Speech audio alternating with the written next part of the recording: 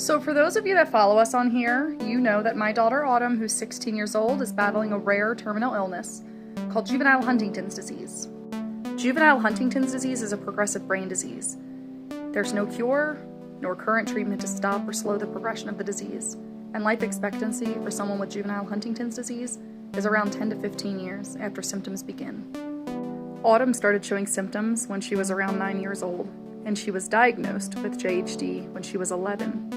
Now, just a few years prior to Autumn's diagnosis, clinical trials had just started. So the first thing I did when Autumn was diagnosed was figure out what clinical trial could I possibly get her into.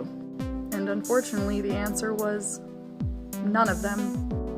And that broke me. It broke me to know that there was possibly a drug out there in the world that could save my daughter, but she couldn't have access to it.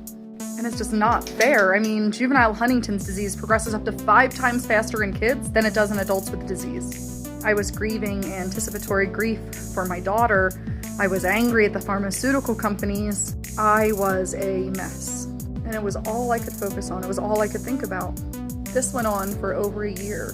And one day, I just told myself that I might not be able to save her, but I need to start giving her the best life that I possibly could now, before it's too late. So I stopped focusing what I couldn't do for her and started focusing on the things that I could do for her. My voice got so much louder as an advocate, and we started sharing our story and our journey. And along that way, we have inspired so many others to share their story as well, the good, the bad, and the ugly. Now let's fast forward to this year, 2022. So far this year, Autumn and I have been to, I think, 5 Huntington's disease education events. And it was when we were in California in April for Help for HD's Hype that I was approached by a pharmaceutical representative, and I was asked, what would you be willing to do to get your child into a clinical trial? I was literally in shock. In fact, I don't even know what I said. I just remember tears just started streaming down my face, and all I said was, thank you. Thank you for finally asking about kids. And then we were in Georgia for HDSA's convention. It was mentioned again. And then today, during Help for HD's virtual hype, Dr. Michael Hayden from Perlinia was on, and this is what he said.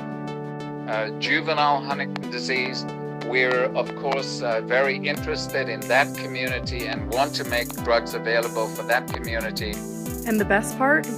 We would plan that for some time in 2023. Our voices are finally being heard.